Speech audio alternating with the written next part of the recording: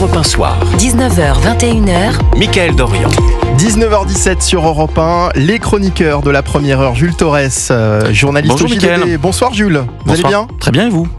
Ravi de vous accueillir. Sébastien Ligné est également avec nous, chef du service politique à Valeurs Actuelles. Bonsoir Sébastien Ligné. Et puis notre invité ce soir, Prisca Thévenot, députée Ensemble pour la République des Hauts-de-Seine, ancienne porte-parole du gouvernement. Bonsoir Prisca Thévenot. Les parlementaires du groupe Ensemble pour la République face à un sujet radioactif qui semble diviser chaque jour un peu plus, celui de la réforme du mode de scrutin des élections législatives. François Bayrou est fortement favorable à la proportionnelle et il a engagé des consultations à Matignon sur le sujet. D'abord, votre sentiment, Prisca Thévenot, le Premier ministre juge la proportionnelle indispensable. Il dit même que c'est le scrutin du pluralisme. Est-ce que ce n'est pas aussi le scrutin de la division ? Est-ce qu'il ne risque pas de fracturer un peu plus l'Assemblée nationale ? Et déjà, la grande question, c'est de quelle proportionnelle parlons-nous ? Une proportionnelle à la maille nationale, à la maille régionale, à la maille départementale ? Est-ce qu'il y a une dose de proportionnelle ? Enfin, je veux dire, c'est trop facile de dire on est pour la proportionnelle, mais quand on ne précise pas laquelle, c'est un peu compliqué de se prononcer. Et c'est justement le travail qui a été fait par notre groupe politique avec en lead Pierre Cazeneuve, vous l'aviez rappelé je crois tout à l'heure à l'antenne, pour travailler sur ce sujet avec un certain nombre d'autres parlementaires. Depuis le mois de janvier, un groupe de travail a été lancé justement déjà pour analyser tous ces types de proportionnels. Ensuite, la question assez simple qui revient en tant que parlementaire, et là je vous réponds assez directement, c'est nous savons qu'il y a beaucoup de textes qui sont en attente à l'Assemblée nationale pour pouvoir trouver du temps parlementaire et pouvoir être étudiés, travaillés pour les Français. Est-ce qu'on va trouver du temps parlementaire pour pouvoir mettre ce sujet à l'ordre du jour ? Je ne dis pas qu'il ne faut pas le faire, mais est-ce qu'on va le trouver ? Et si on va le trouver, au détriment de quel autre sujet ? Est-ce que c'est le sujet des soins palliatifs ? Est-ce que c'est le sujet... par exemple de la fiscalité pour les entrepreneurs, nous portons un texte dessus. Est-ce que c'est le sujet pour les parents adoptants ou en parcours PMA ? Moi, je porte un texte dessus par exemple. Voilà. Enfin, je veux dire, selon vous, ce n'est pas une priorité. C'est pas selon moi. Moi, j'interroge. Moi, je suis parlementaire. Si le gouvernement a envie de se saisir du Parlement pour mettre un sujet à l'ordre du jour, en tant que parlementaire, je n'ai pas à dire oui ou non. Je dois prendre le sujet. Mais je dis simplement, au détriment de quel autre sujet ? Pourquoi est-ce que le Premier ministre semble faire de cette question un véritable combat démocratique ? C'est pas nouveau. François Bayrou est constant sur le sujet de la proportionnelle, il l'a toujours porté et je vois pas quelque chose d'extravagant sur le débat. Ce qui est réel par rapport au sujet de la proportionnelle, c'est qu'en dehors de ça, si on prend un peu de hauteur, la question qui nous est beaucoup posée par les Français, c'est celle de l'efficacité et de la lisibilité de l'action politique. Et c'est pour ça que dans les sondages, quand on interroge les Français sur la proportionnelle, ils répondent plus que majoritairement « oui, nous voulons ». En réalité, ce qui est derrière, et moi ce que j'entends beaucoup en circonscription, que ce soit sur mes permanences itinérantes à Meudon, Chaville ou Sèvres, c'est nous, on a besoin de réellement mieux comprendre l'action politique, parce qu'aujourd'hui, avec le brouhaha des polémiques incessantes à l'Assemblée nationale, eh bien, nombreuses sont celles et ceux qui s'y perdent. Et c'est ça en réalité. Je pense qu'il faut aller, si on veut travailler sur ce sujet, il faut aller beaucoup plus loin sur une réforme profonde de la lisibilité de l'action politique. Jules Torres. Non mais justement, en effet, vous avez raison de ce qui vient d'être dit, c'est de quelle proportionnelle on parle, est-ce qu'elle est mixte, est-ce que c'est une dose, est-ce qu'elle est intégrale, est-ce que elle est départementale, régionale, nationale ? Ça, c'est vrai que pour l'instant, c'est un peu flou et en effet, ça nuit un petit peu à la lisibilité du programme de François Bayrou. Mais moi, la question, je pense qu'elle est assez simple, c'est au-delà du fait que François Bayrou est dans ses convictions qui propose cette proportionnelle depuis quasiment 20 ans, est-ce que c'est pas aussi son meilleur allié pour éviter la censure, puisqu'on sait que c'est aussi un des thèmes de prédilection et une demande historique de Marine Le Pen ? Je pense que vous savez, je le disais déjà à l'époque de Michel Barnier, on ne peut pas gouverner, on ne peut pas réformer le pays, on ne peut pas mener des actions demandées par les Françaises et les Français si on agit simplement en regardant la menace de la censure. Je le disais déjà à l'époque et je continue à le dire, oui, faire de la politique, c'est prendre des risques. Oui, se présenter à une élection, c'est prendre des risques. Oui, se lever dans l'hémicycle pour défendre une conviction, une idée, c'est prendre des risques. Et on n'arrête pas de prendre des risques dès l'instant où on est responsabilité. Au contraire, et c'est encore plus moi qui vous le dis en tant que marcheuse depuis 2017, nous sommes arrivés en politique justement parce qu'on a accepté de prendre des risques pour réformer en profondeur le pays. Donc, j'ai envie de vous dire, on avance pour défendre des convictions, des idées, et pour ce qui est de la censure ou pas, ça ne doit pas être une ligne d'action. Mais ce que vous nous dites en filigrane, c'est que François Bayrou ne prend pas beaucoup de risques en allant sur des textes comme ça, qui sont où l'opposition est favorable, plutôt que d'aller sur des textes, comme vous l'avez dit, sur la fiscalité, sur l'énergie ou les soins palliatifs, où on sait que c'est beaucoup plus compliqué. Non, moi vous savez, je suis pas là pour juger les uns et les autres. Avant de juger, charité bien ordonnée commence par soi-même, c'est ce que ma mère aime à me rappeler. Travaille et avance.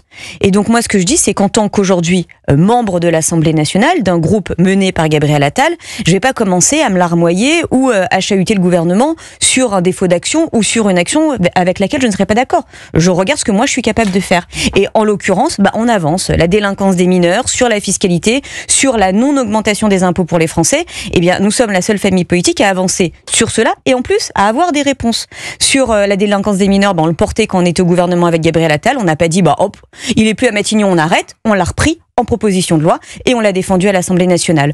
Sur la fiscalité, on n'a pas dit, ah oui, ils veulent augmenter la taxe d'habitation, on va la remettre. On va voir ce qui se passe. Non, on s'est battu dans l'hémicycle et on a obtenu gain de cause. Sur la fiscalité pour les auto-entrepreneurs, c'est la même chose. On s'est battu, on a obtenu gain de cause et même mieux encore, on va travailler sur cette stabilité nécessaire pour les entrepreneurs avec une proposition de loi qui sera portée par Paul Midi. Donc on continue à avancer. Pour le reste, chacun prend ses responsabilités. Justement, Prisca Thévenot, vous évoquiez Gabriel Attal. Il a rencontré aujourd'hui le Premier ministre, accompagné du député, vous le disiez, Renaissance, Pierre Cazeneuve, sur ce sujet donc de la proportionnelle. Gabriel Attal qui semble lui pas très favorable à cette mesure. Est-ce que vous savez ce qui s'est dit aujourd'hui entre le Premier ministre et Gabriel Attal?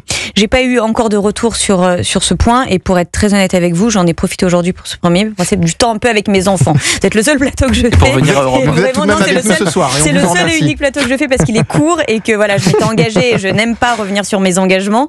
Mais on est ensemble pendant 2h30, je crois. Non, alors là non, pour le coup non. Pas vos rêves sur des réalités, pas du tout, absolument pas. C'est pas ce qui était convenu. Mais blague à part, il restituera effectivement ces sujets devant l'ensemble du groupe très rapidement. Il le fera avec l'ensemble de mes collègues. Sébastien Ligné. Je suis en désaccord avec ce qui a été dit précédemment, notamment par mon collègue Torres.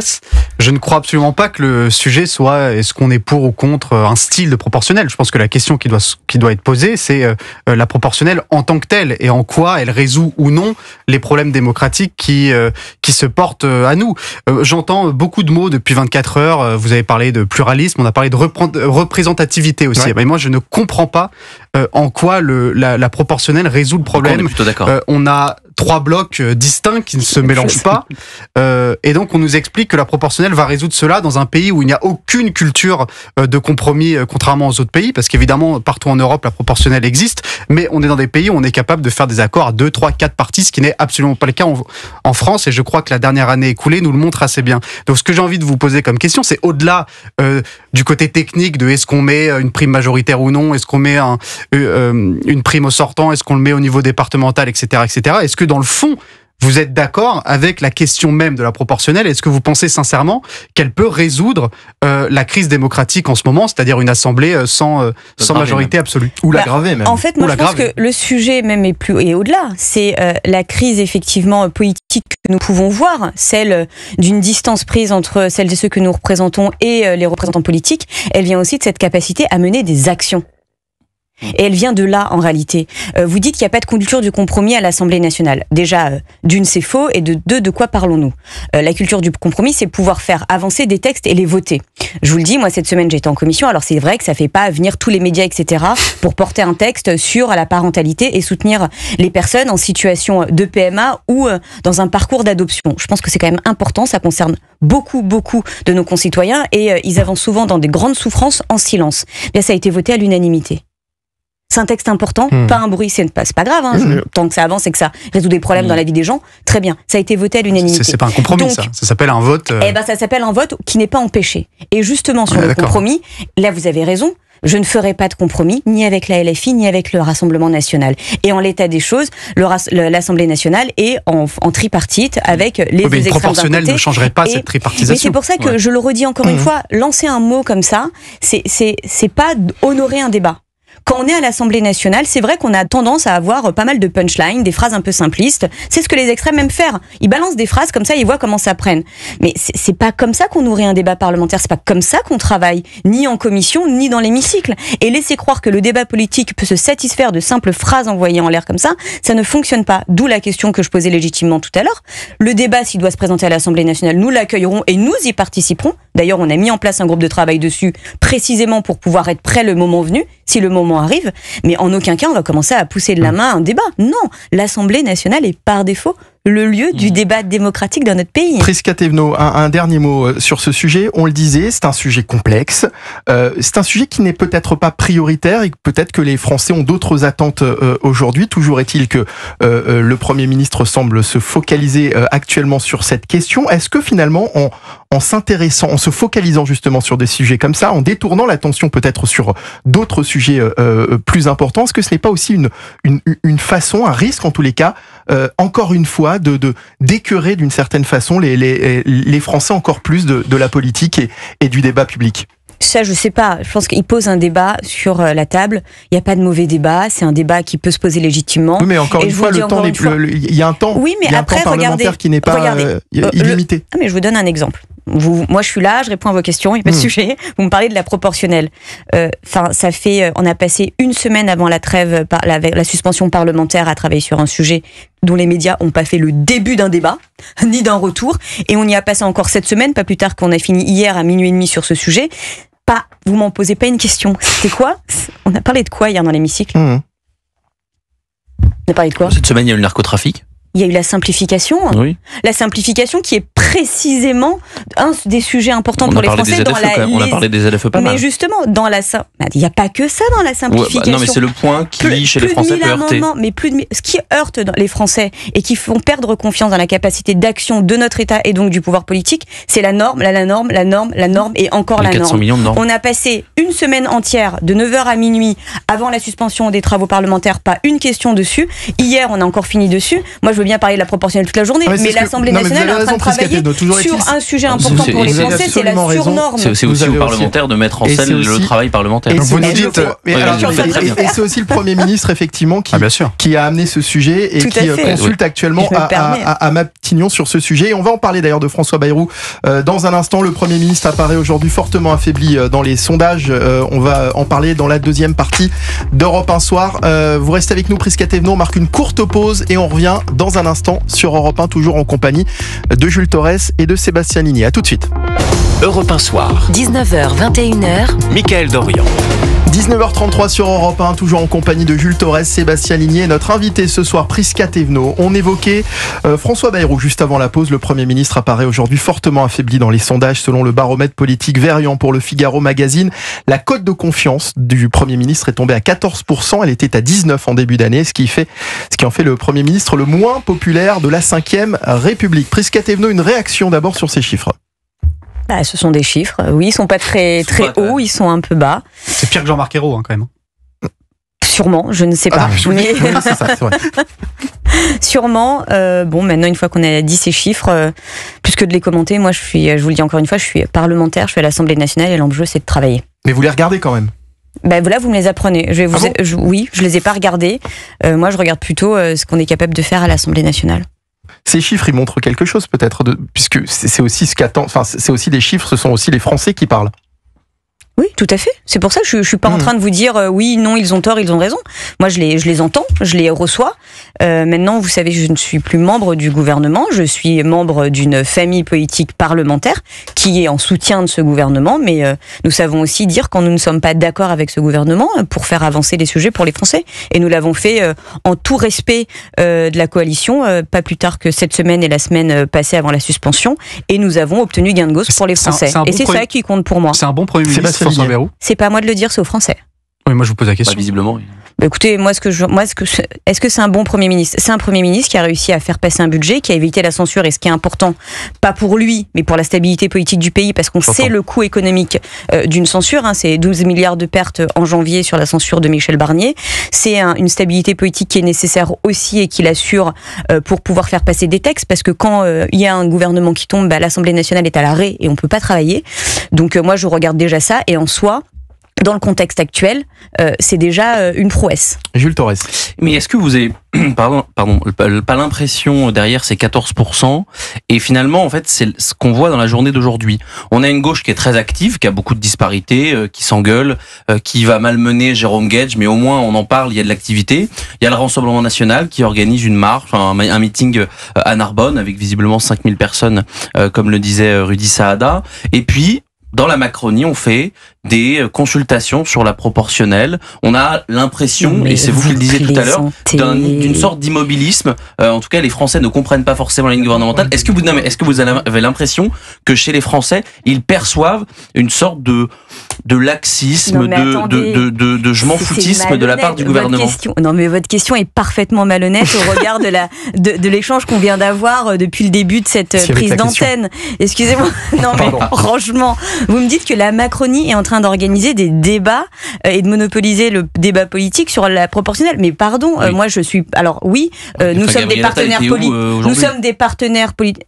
Justement, être en train de parler des travailleurs et des travailleuses et de l'importance de parler du travail et de valoriser celles et ceux qui travaillent. Donc, pardon, il n'était pas en train de parler de la proportionnelle. Première chose. Deuxième chose... Oui, nous sommes dans une coalition parlementaire pour soutenir le gouvernement, les LR, Horizon, le MoDem, nous, En Marche. Mais pardon, on travaille, on avance. Je vous ai parlé tout à l'heure. Non, mais je vous parlais tout à l'heure du travail qu'on a fait sur la simplification à l'Assemblée nationale. Je vous ai parlé du travail que nous faisons de mobilisation pour empêcher les hausses d'augmentation et la réforme de l'abaissement du seuil TVA pour les entrepreneurs. On l'a réussi à le faire. Ça, c'est grâce à la Macronie. Je vous parlais aussi d'un certain nombre de sujets sur les projets parentaux qui sont peut-être l'unanimité à l'Assemblée nationale. Ça, c'est grâce à la Macronie. Les votes à l'Assemblée nationale. Ensuite, si le Premier ministre nous consulte comme toutes les autres forces politiques sur la proportionnelle, on y va. Et excusez-moi, est-ce que vous avez posé cette question aux membres du Rassemblement national qui sont aussi partis être consultés à Matignon? Non, vous les avez interrogés sur d'autres sujets. C'est bien le sujet. Ils sont dans l'opposition, mais ils font jamais aucune proposition. Elle n'est pas à 14%, et elle n'est pas au pouvoir pour l'instant. C'est peut-être un sujet en fait, parce que Marine Le Pen est effectivement très maligne. Elle est très maligne. Là, on l'a encore vu. J'ai écouté quelques extraits effectivement qui sont passés sur votre antenne de cette prise de parole de Marine Le Pen. Elle est incroyable. Elle va sur un pupitre. Bon, ok, maintenant elle arrive flanquée de. Oh, soyez pas trop content trop rapidement. Je vais finir ma phrase. Mais elle arrive sur des salles d'estrade flanquées maintenant de Jordan Bardella pour nous raconter des belles promesses pour les années à venir. Mais jamais Marine Le Pen ne prend ses responsabilités et nous dresse le bilan de ses actions. Jamais. Pourquoi elle ne parle jamais de ses actions? Elle n'a pas été au pouvoir. Franchement, vous nous la sortez encore celle-là? Je ne sens rien du tout. Elle a même pas dirigé une région. Moi, je veux bien qu'on dise que le Rassemblement national Jordan Bardella a un mouvement politique qui est au Parlement européen depuis 2019. Sauf erreur de ma part, ils ont gagné les dernières élections européennes. On en est maintenant à 1 an. Ils sont ultra minoritaires au Parlement européen, vous le savez très bien. Ils ne peuvent pas agir. Et maintenant, le Rassemblement national, ne me dites pas non, je sais que ça vous fâche, mais ils sont maintenant plus de 120 à l'Assemblée nationale et ils sont encore incapables d'agir. Non, mais c'est quoi cette blague? Pourquoi ils sont incapables d'agir? Parce que vous êtes incapables de discuter, ne serait-ce qu'avec eux dans un couloir. Donc évidemment, c'est facile. Vous les mettez à l'écart. Ils sont en permanence inconsistants sur tout. Le rapport à l'Europe, ils sont d'accord sur rien. Sur le rapport à l'immigration, pour eux, c'est le mal absolu, mais on ne sait pas de quoi ils parlent. Irrégulier, pas irrégulier. Les binationaux, les Européens, ils changent d'avis tout le temps. On l'a vu notamment aux dernières élections européennes où ils se sont contredits en permanence. Ils ont fait du rétropédalage toute la journée. Sur l'énergie, c'est la même chose. Alors, je veux dire, à un moment, il faut un peu travailler, un peu de sérieux. Et c'est faux le dire qu'on n'a pas essayé le Rassemblement national. On est en train de les essayer en ce moment et on voit que ça sert à rien. Alors, toujours est-il, Prisca Thévenot, que le Rassemblement national aujourd'hui, vous le disiez, était à Narbonne pour parler des travailleurs le jour de la fête du travail, ce qui n'a pas été le cas partout puisque ça ne vous aura pas échappé. Ce jeudi était férié, vous le disiez. Vous nous faites le plaisir en tous les cas d'être avec nous et on vous en remercie ce soir en ce 1er mai. Le muguet était de sortie mais aussi les manifestants, on en parlait tout à l'heure un peu partout dans le pays. Ils étaient 32 000 à Paris, 5 membres des forces de l'ordre ont été blessés, 34 personnes interpellées.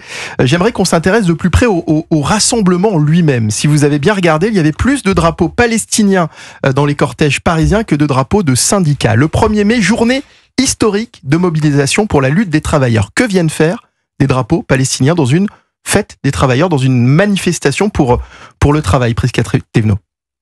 Rien. Absolument rien. Le 1er mai est historiquement et traditionnellement la journée dédiée aux travailleurs et aux travailleuses pour faire valoir des revendications salariales, pour faire valoir des revendications syndicales. Et encore une fois, ces drapeaux n'ont rien à faire dans ces manifestations, comme le discours de Jean-Luc Mélenchon n'a rien à faire dans la manifestation en l'occurrence. On va en écouter un extrait justement, comme ça vous allez pouvoir commenter. Jean-Luc Mélenchon tout à l'heure lors de ce rassemblement à Paris. À ceux qui viennent nous dire que c'est de la récupération communautariste que d'affirmer notre compassion, notre identification à la victime de l'islamophobie. Oui, j'ai dit l'islamophobie, c'est-à-dire quelque chose qui est pire que la haine. C'est la folie légitime, la folie meurtrière qui tue.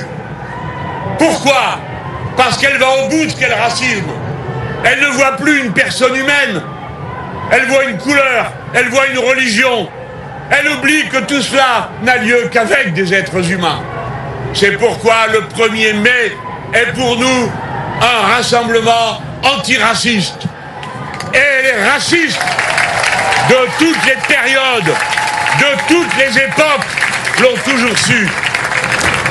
Il fait quoi Jean-Luc Mélenchon là, Prisca-Thévenot ? Nous on a un peu l'impression qu'il mélange tout en fait. Il ne mélange rien. Mais Jean-Luc Mélenchon, ça serait trop facile de dire qu'il mélange tout et que du coup il serait pas responsable de ce qu'il est en train de faire et de ce qu'il est en train de dire depuis. C'est pas ce que je voulais dire, mais je préfère le dire. Je préfère qu'il n'y ait pas de propos dévoyés sur ça. Jean-Luc Mélenchon sait très bien ce qu'il fait et il en devient un homme dangereux pour notre pays et pour l'unité de notre pays. Que celui qui se met sur une tribune comme ça pour nous expliquer qu'il est le grand défenseur de l'unité de notre pays, alors qu'au cours des derniers mois, des dernières années, lui et un certain nombre des membres de sa famille politique ont passé leur temps à mettre des cibles derrière les juifs de notre pays, ont passé leur temps à mettre des cibles derrière les journalistes, derrière les policiers, derrière certains ministres, certains élus de la République. Enfin, franchement, il est une honte. Il devrait vraiment arrêter. Enfin, un moment, je pense qu'il est temps, vraiment, il est temps qu'il nous laisse tranquille, qu'il nous laisse travailler et qu'il arrête de se croire le grand défenseur de notre pays qu'en réalité, il déteste. Et vous savez, en réalité, Jean-Luc Mélenchon, je pense qu'il a une revanche. C'est l'aigreur qu'il a. C'est une aigreur qu'il a vis-à-vis de notre propre pays. Par rapport à ce pays dont il a été un élu pendant plus de 30 ans de mandat cumulé, il a tout fait, conseiller régional, Parlement européen, Sénat, Assemblée nationale, municipal, je sais même pas s'il y a du départemental dans l'histoire. Il nous laisse quoi aujourd'hui, Jean-Luc Mélenchon ? Il nous laisse un discours d'aigreur, de haine, de violence et d'outrance, au mieux, il nous laisse des députés à l'Assemblée nationale qui comprennent pas ce qu'ils font, même sur le sujet du travail. Et pour terminer, ce sera ma dernière question, Prisca-Thévenot. Quel spectacle ce rassemblement parisien d'aujourd'hui, on le disait, jour férié pour tous les Français, quel spectacle pour les Français on parlait de ces drapeaux palestiniens, mais pas que. Le stand parisien du Parti Socialiste a aussi été saccagé par des militants de l'ultra-gauche. Le député socialiste Jérôme Guedj qui a même dû être exfiltré. Quel spectacle aujourd'hui ça renvoie ? Déjà, tout mon soutien à nouveau, c'est horrible de dire ça, à nouveau à Jérôme Guedj. Je dois le dire de façon assez simple, encore combien d'outrances, combien d'indécences de la part de la LFI pour que enfin le Parti Socialiste arrête de s'indigner sur leurs actions et refuse de s'asseoir à leur côté à l'Assemblée nationale. Encore combien de temps ? Ça va trop loin, ça a déjà été trop loin, il faut dire stop. Ils sont capables d'exister par eux-mêmes, la social-démocratie a existé, elle peut encore exister, et ils n'ont pas besoin d'avoir peur d'un vieil artifice électoral pour rester assis à côté de ces outrances. Enfin, un moment, ça suffit. Et malgré tout, votre mouvement a appelé à voter ça suffit avec pour ça. La France Insoumise en juillet. Honte. C'est grâce à nous qu'ils sont moins nombreux aujourd'hui. C'est grâce à nous qu'ils... Bah oui, comptez, vous savez compter. Donc Gabriel Attal en juillet, il n'a pas dit à appeler à faire barrage au Rassemblement national, même avec un bulletin LFI. Parlons de Gabriel Attal. Qui a été sur le terrain pour combattre Monsieur Arnaud ? C'est ma réponse. Qui a été ? C'est Marine Le Pen, Jordan Bardella ? Qui a été sur le terrain pour dire à nos candidats de ne pas se présenter dès le premier tour et le second tour trop facile, pour empêcher ? C'est pas trop facile, c'est une réalité. Non, c'est pas Jordan Bardella, c'est Gabriel Attal. Il y a des faits, pardon. Les faits sont là, regardez les faits. Appelé à faire barrage au Rassemblement national, même avec un bulletin LFI. Et en juillet, Madame Thévenot, LFI était déjà ce qu'elle était aujourd'hui. Ça vous fait mal, mais c'est une réalité. Quelle est la famille politique qui a dit à certains de ses candidats qui étaient bien placés de ne pas se présenter au premier tour et au second tour pour faire barrage ? c'est bien chez nous. Qui est le seul représentant politique qui a été faire barrage au député Arnaud, justement, dont on parle aujourd'hui, parce qu'il a encore fait des siennes? Bah si, c'est Gabriel Attal, c'est pas Jordan Bardella qui s'est bien planqué derrière.